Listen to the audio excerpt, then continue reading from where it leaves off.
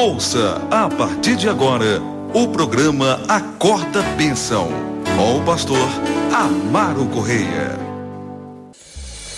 Ouça agora a voz do divino.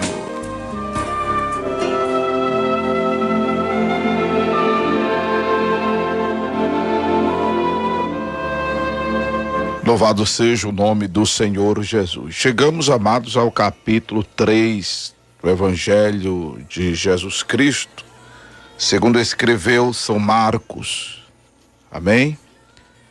Evangelho de Jesus Cristo, segundo escreveu São Marcos, capítulo 3. Vamos estar abordando este capítulo, como temos feito com os outros, em duas partes.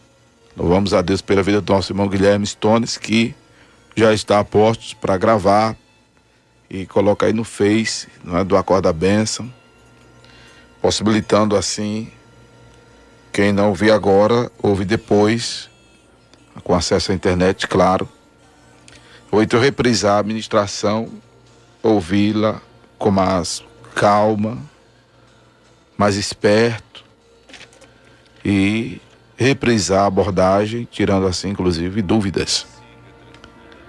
Que o propósito do Acorda Bênção é este: esclarecer. O propósito do Acorda Bênção é este: orientar os irmãos. O propósito do Acorda Bênção é este: de gerar subsídio teológico doutrinário, subsídio apologético, não é? E, enfim, fazer com que os irmãos cresçam na graça e no conhecimento do Senhor Jesus. Amém? Louvado seja Deus. Louvado seja o nome do Senhor. Então, este é o grande propósito. E louvamos a Deus quando, vez ou outra, a gente colhe um testemunho de que, louvado seja o nome do Senhor Jesus, os irmãos estão sendo abençoados, né? Os irmãos estão realmente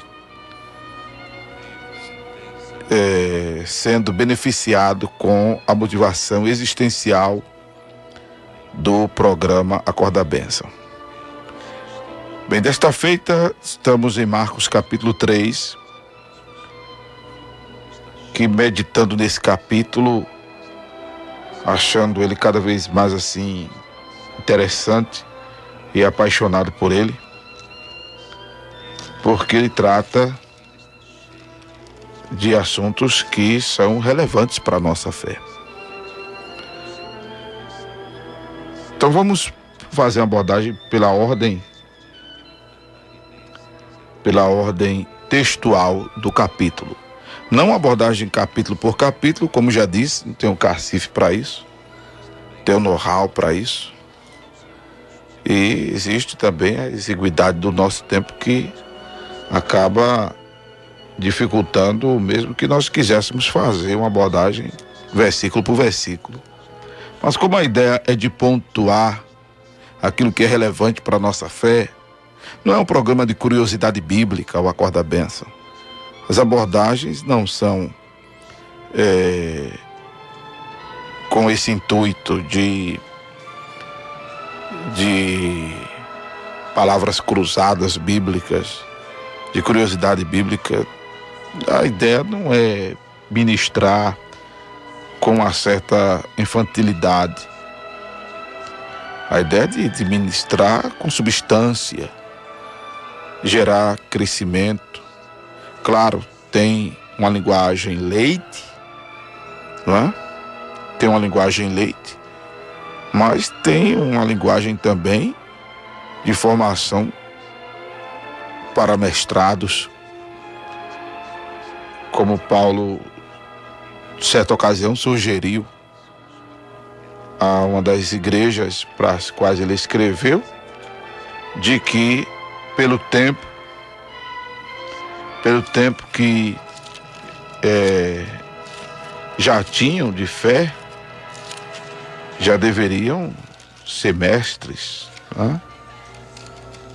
Louvado seja o nome do Senhor Jesus.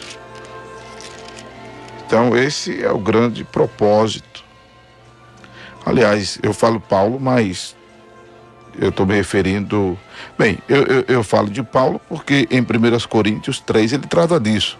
Ele se refere, ele fala isso em 1 Coríntios 3, então ele fala aos crentes em Coríntios que não pôde falar-lhes como a espirituais, mas como a carnais, como a meninos em Cristo. Com leite ele os havia criado e não com manjar, porque ainda não podiam, nem tampouco ainda estavam podendo quando ele escreveu a epístola. E vocês têm uma linguagem leite e uma linguagem manjar. Não é? Vocês aqui têm uma linguagem leite e uma linguagem manjar. E o escritor aos Hebreus, no capítulo 5, versículo 12, ele fala de que, devendo já ser mestre pelo tempo, os irmãos que recebem esta carta, não é? Louvado seja Deus, os irmãos que estavam em Roma, para quem a carta aos Hebreus foi originalmente escrita, louvado seja o nome do Senhor Jesus,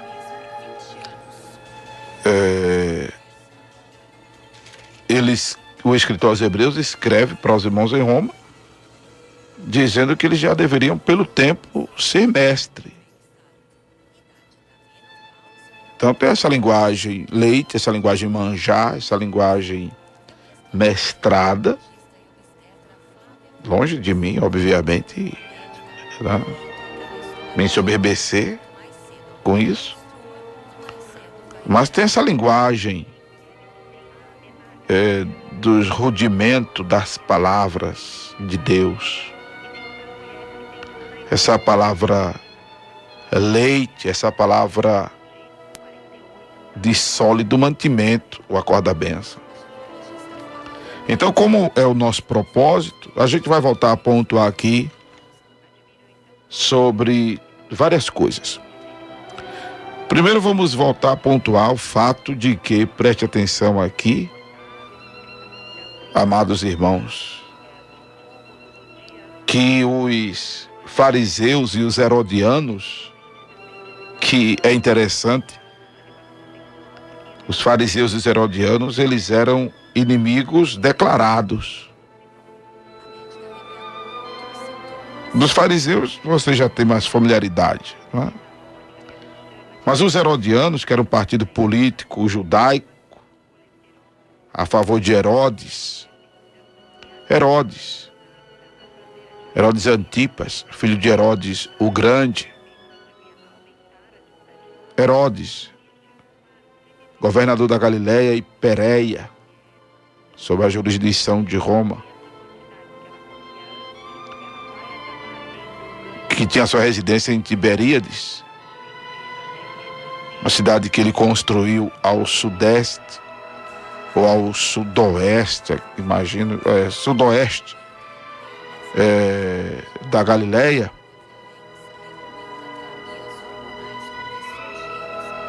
E ele constrói essa cidade em homenagem a César, Tibério, ou Tibério César, ou então imperador. Mas os fariseus e os herodianos eram inimigos declarados, mas eles se coadunam com o propósito de matar Jesus. Os fariseus acreditavam que os herodianos queriam pegar Jesus, como fizeram com João Batista, né? Como fizeram com tantos outros servos do Senhor. E estavam ali na sinagoga,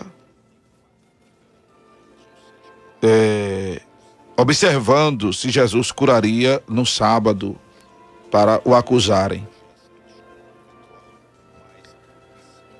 E estava ali um homem das mãos mirradas,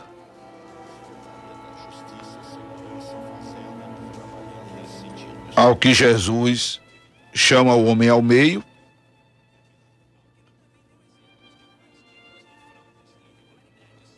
e pergunta aos que o observavam: é lícito no sábado fazer bem ou mal, salvar a vida ou matar? E eles calaram-se. Esse silêncio deles já foi uma derrota declarada, porque eles não tinham como responder a Jesus agora, por causa do legalismo que havia, da superioridade do sábado quanto à vida humana. A superioridade que se dava ao sábado quanto à vida humana, ao ponto de imaginarem que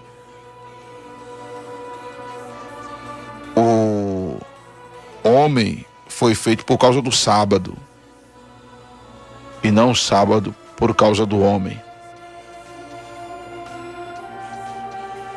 Mas deixa voltar a explicar aqui sobre essa questão do sábado. Como já dissemos, a palavra sábado significa 7. A palavra sábado também significa descanso, porque Deus fez todas as coisas, toda a criação em 6 dias. E no 7º, ele para a criação. Já não há mais nada para criar, porque o que Deus tinha planejado de fazer, ele já fez tudo em 6 dias. A palavra descanso aplicada a Deus, essa palavra antropomórfica, não necessariamente de parte humana, mas é algo da estrutura humana, não é? Que se aplica ao divino. Descanso, que é um estado, que é um princípio,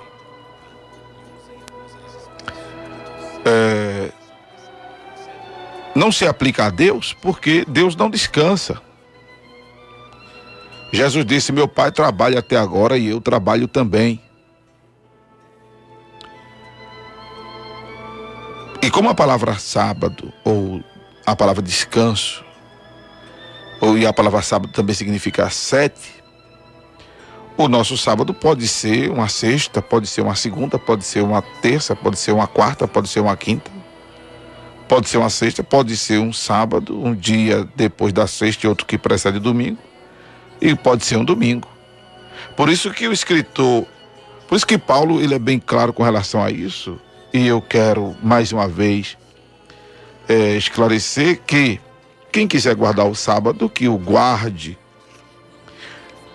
No comentário adventista, no comentário bíblico adventista, uma coleção lançada há pouco, na página 640, a gente lê que a guarda do sábado, que consiste apenas de mera... deixa eu ler direito. A guarda do sábado, que consiste apenas ou meramente no aspecto negativo de não fazer certas coisas, de nenhuma maneira é observância do sábado. Então, já hoje não se tem por parte, deixa eu esclarecer isso aqui, por parte da Igreja Adventista, o legalismo que a gente às vezes pensa haver com relação ao próprio sábado. Não há uma unanimidade, porque os irmãos sabem, não estou falando mal da Igreja Adventista não, nem dos irmãos adventistas, até porque eu tenho muitos amigos adventistas, e não é por isso que eu deixaria de esclarecer esse assunto com a devida perspectiva bíblica, porque tenho amigos adventistas e porque aqui na rádio, na evangélica, tem um programa adventista. Não seria por isso não. Mesmo que eu fosse botado para fora, eu explicaria dentro dessa perspectiva bíblica, não é? Então já não há uma unanimidade com relação a isso. É bom esclarecer. Por quê? Porque o legalismo foi rompido. o legalismo dentro do adventismo foi rompido. Por se entender que, segundo o próprio ensinamento de Jesus, todo dia é dia de crescimento espiritual. É dia de desenvolvermos o nosso caráter. Até porque são as circunstâncias que fazem isso. Não é? São as circunstâncias que fazem com que desenvolvamos o nosso caráter. E todo dia é dia de crescermos espiritualmente. Todo dia é dia de nós estudarmos o caráter, a vontade de Deus, a revelação da natureza, a revelação bíblica. Essa deve ser uma prática constante. Salmo 1 diz: bem-aventurado o varão cujo prazer está na lei do Senhor e nela medita de dia e de noite. A exemplo da abstenção de certas, entre aspas, tarefas, assuntos e conversas, deve ser uma constante sempre que observamos algo do desagrado do divino. Isso é uma prática que deve ser uma constante em nossas vidas, não só especificamente no dia de sábado. Inclusive o dia que sucede a sexta e precede o domingo. Como todo tempo, é tempo de nós aplicarmos nossas energias, dedicarmos o nosso pensamento, nossas habilidades, tanto para com Deus, como para o próximo. Louvado seja Deus. E tudo isso também é circunstancial. Não só num determinado dia, seja ele qual for. Quando Paulo diz aos Romanos, no capítulo 14, é isso que devemos considerar aqui, ó. Versículo 5.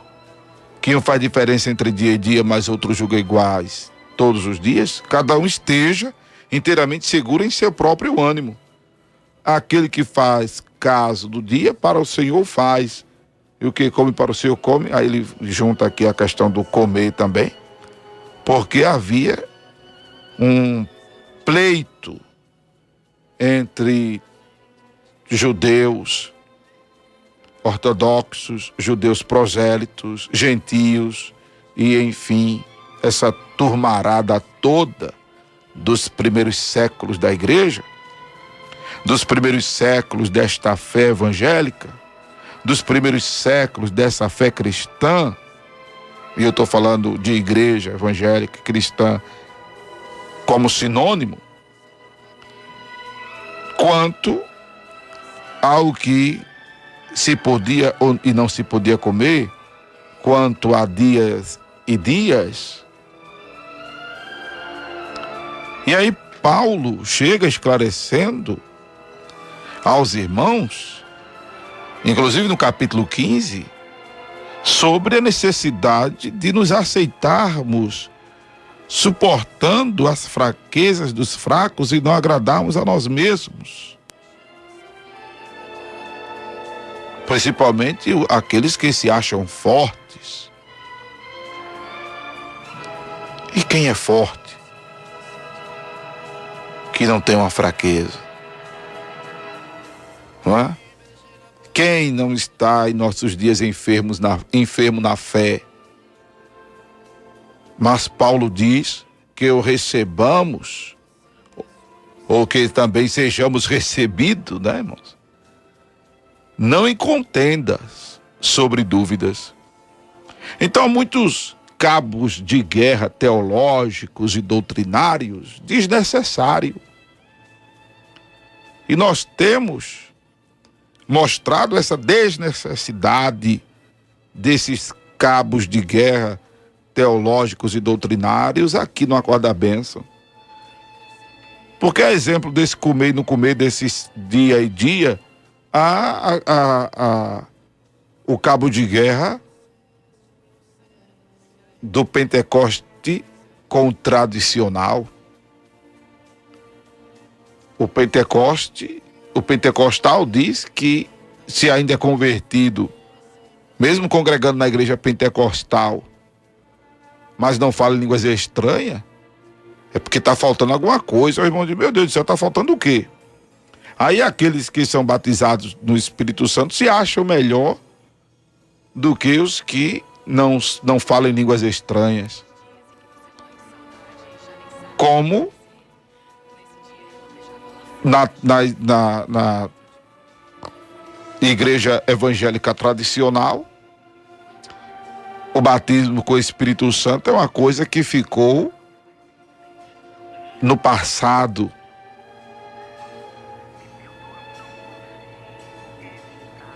E alega que, obviamente, mas há essa alegação interessante e intrigante, que quando a pessoa se converte, ela recebe o Espírito Santo. Já o pentecostal suspeita e duvida desse recebimento do Espírito Santo na conversão. Por isso que fala da necessidade de ser batizado para falar em línguas estranhas. Ora, quando a pessoa se converte, se ela se converte ao Evangelho de Jesus, porque converter é mudar. E há pessoas que se convertem, mas não nascem de novo. Há pessoas que deixam de beber, e deixam de fumar, deixam de roubar, deixam de mentir, deixam de se prostituir, deixam de adulterar, deixam de fornicar, deixam de ser um demônio. Pessoas que se convertem. Mas ficam para lá. Não se identifica com nenhuma religião, com nenhuma crença. Não se identifica com nenhuma igreja evangélica. Mudou.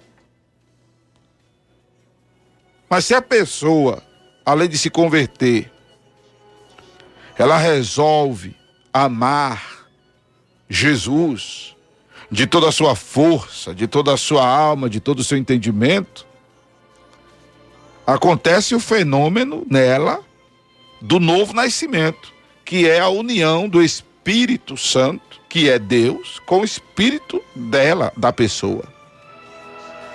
João 14, 23. Jesus disse, quem me ama, guarda a minha palavra, será amado de meu Pai, viremos para ele e faremos nele morada. Então, quando a pessoa se converte ao Evangelho de Jesus, ela nasce de novo. E ela nasce de novo porque ela recebe o Espírito Santo. E como os dons são do Espírito Santo, logo os dons estão dentro da pessoa pela presença do Espírito Santo. E o fluir dos dons, não só línguas estranhas, mas a interpretação, a profecia, a palavra da sabedoria, a palavra do conhecimento, o discernimento dos espíritos, o dom da fé, os dons de curar, o dom de operação de milagres e maravilhas, todos estão patentes e latentes, que vão ser aflorados, vão ser evidenciados na pessoa, não por vontade própria,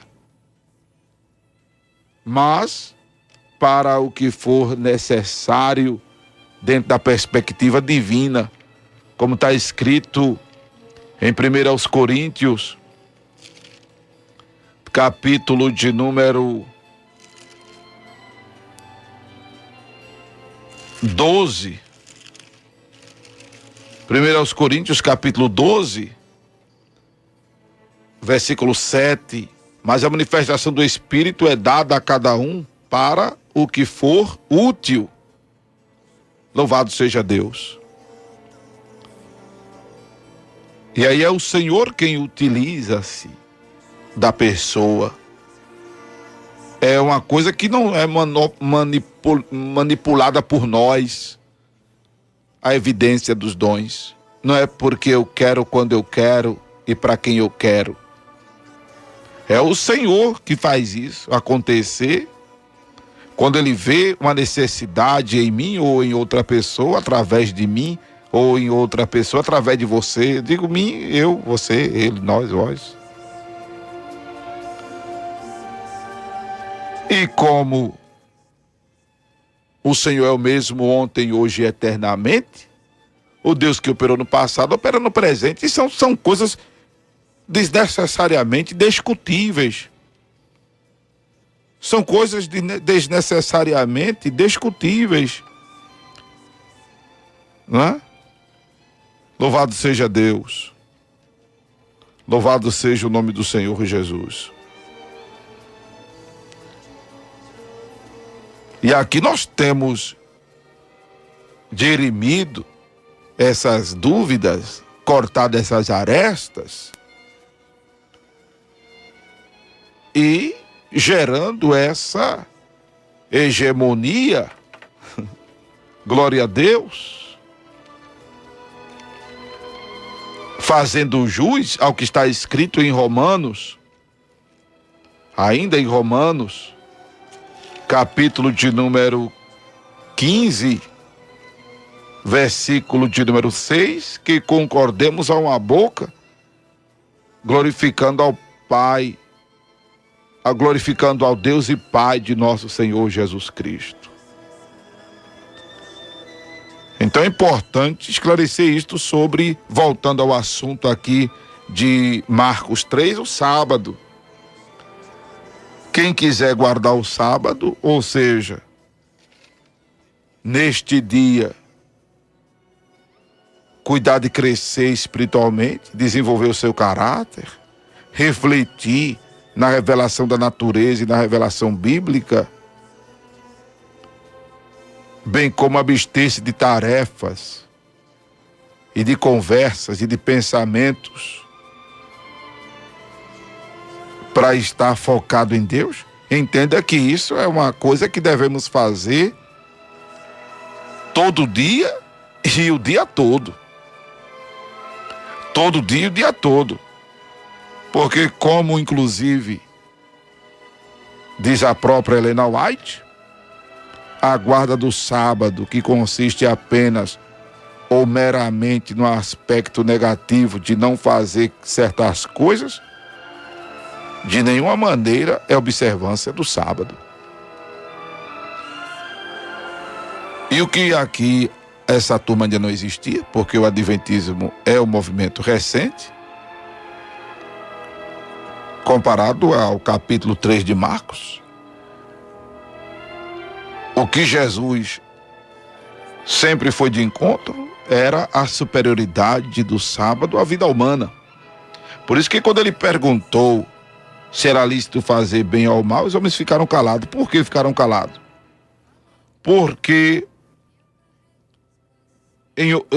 no capítulo 2, inclusive, Jesus já deu a lição de que Davi, quando estava em necessidade e teve fome, e os que com ele estavam, entrou na casa de Deus, no templo de Abiatar, sumo sacerdote, e comeu os pães da proposição.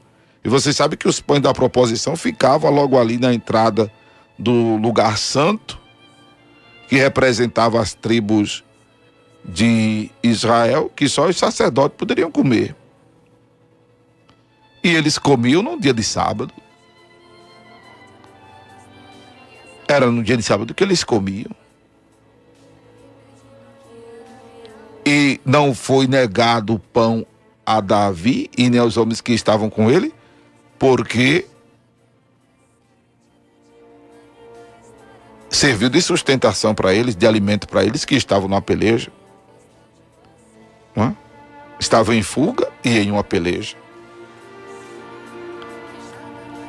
Louvado seja o nome do Senhor Jesus. Como em outra oportunidade, Jesus aborda essa turma de que se um animal deles caísse no buraco, se eles não iriam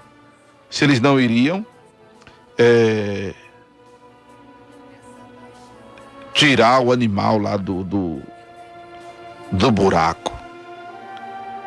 Quando Jesus, inclusive, cura um homem dia de sábado, não é? A exemplo agora deste homem da mão mirrada, da mão fechada, da mão aleijada. Jesus cura este homem. Louvado seja Deus. Jesus olhando para eles em redor, com indignação até,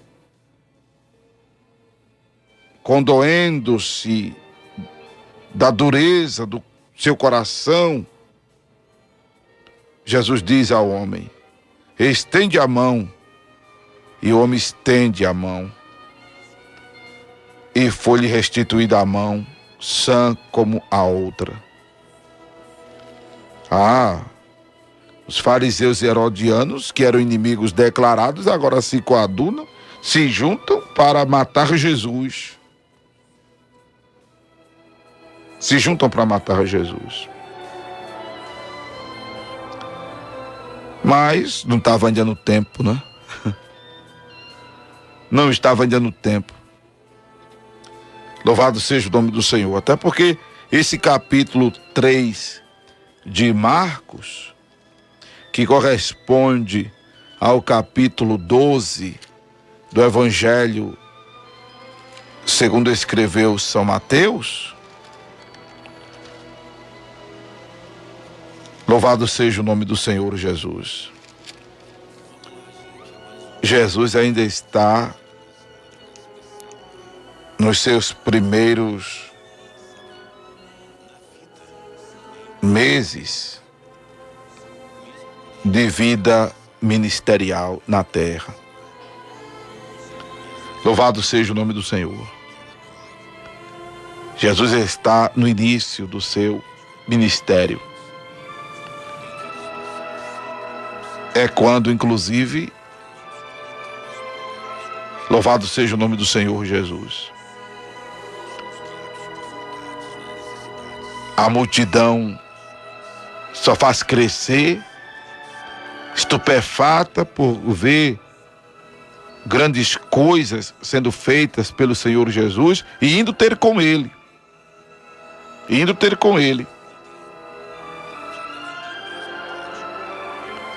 Louvado seja o nome do Senhor.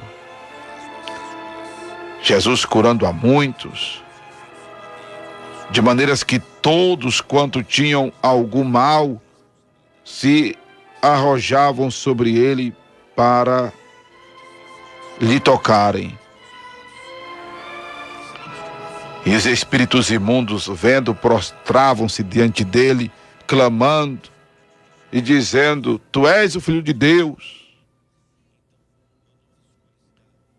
E ele os ameaçava muito para que não o manifestassem. E a gente já viu isso aqui. Inclusive, como eu disse, a gente poderia estar fazendo uma abordagem correlacionando os 3 evangelhos, porque são evangelhos sinópticos, não é? São evangelhos sinópticos.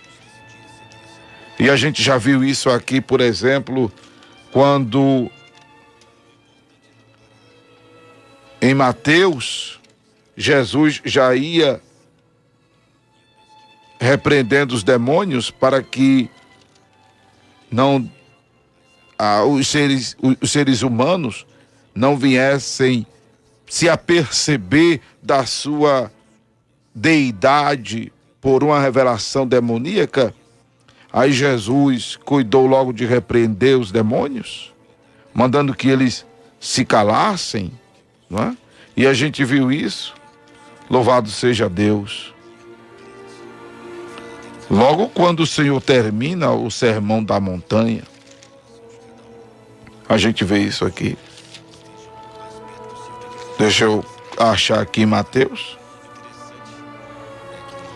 Quando Jesus começa a repreender os demônios que insistiam em estar dizendo quem ele era.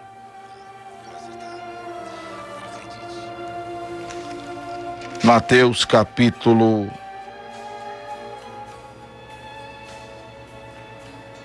Já no capítulo 13 começa esses manifestos, né?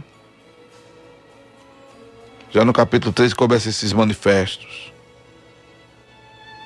E Jesus repreendendo os demônios. Porque Jesus não queria. A gente vai observar que logo acusavam Jesus de expulsar os demônios por espírito de Beelzebu, como se ele tivesse parte com o demônio.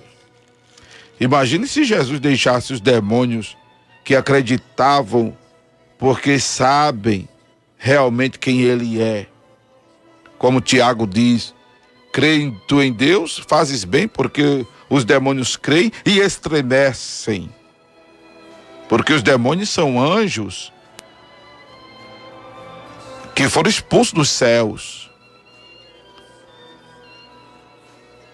Os demônios não são espíritos humanos desencarnados.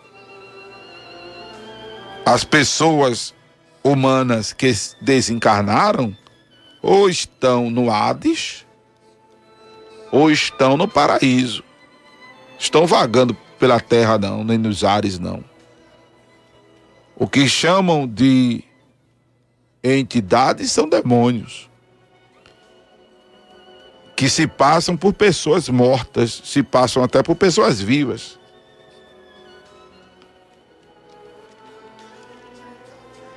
E como eles foram expulsos do céu, os anjos, inclusive os escribas, nesse mesmo capítulo de Mateus capítulo 3, de Marcos, capítulo 3, neste mesmo capítulo 3 de Marcos, eles dizem no versículo 22 que Jesus tinha Beelzebu, o príncipe dos demônios. Imagine se Jesus tolerasse os demônios continuarem falando que ele era o Filho de Deus, apontando a sua deidade. Aí é que o descrédito ia ser grande mesmo. Mas Jesus os repreendia, mandando que eles se calassem, né? Mandando que eles parassem. Por isso que quando o espírito imundo que estava no homem gadareno,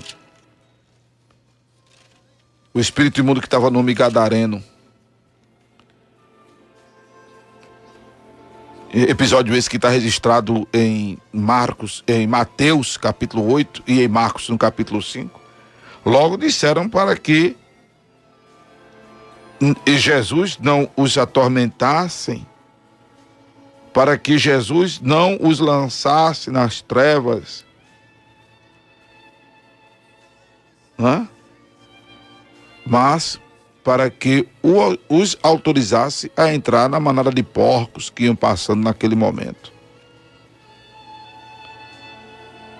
Isso fala, inclusive, da deidade, da grandeza, da soberania do nosso Senhor Jesus Cristo.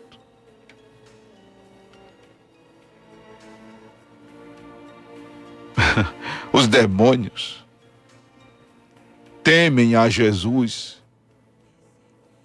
porque sabem que Jesus é Deus. Louvado seja o nome de Jesus. Como Deus, ele tem poderes extraordinários. Não só o poder de curar um homem de uma paralisia na mão, como o texto aqui nos diz, glória ao nome de Jesus, que ele curava a muitos, de tal maneira que todos quanto tinham algum mal se arrojavam sobre ele para lhe tocarem. E quando a gente fala de tocar Jesus, a gente se lembra logo da mulher do fluxo de sangue, que gastou tudo quanto tinha durante 12 anos, e o seu estado só ia de mal a pior. Vamos falar desta mulher no capítulo 5. uma evidência clara de que Jesus pode aquilo que as influências não podem. Jesus pode aquilo que os recursos não podem. Aleluia. Louvado seja Deus. É muito bom contar com as influências, com as amizades, com os recursos, mas colocando Jesus em primeiro lugar. Porque se Jesus não fizer, ninguém faz. Não tem dinheiro que faça, não tem amizade que faça, não tem influência que faça. Se Jesus não fizer, estamos perdidos. Não é? Louvado seja o nome do Senhor Jesus. Então, esta palavra primeira que eu quero trazer de Marcos para vocês. A segunda nós a faremos amanhã com a graça do Senhor, o nosso Deus. Você acabou de ouvir o programa Acorda Bênção, com o pastor Amaro Correia.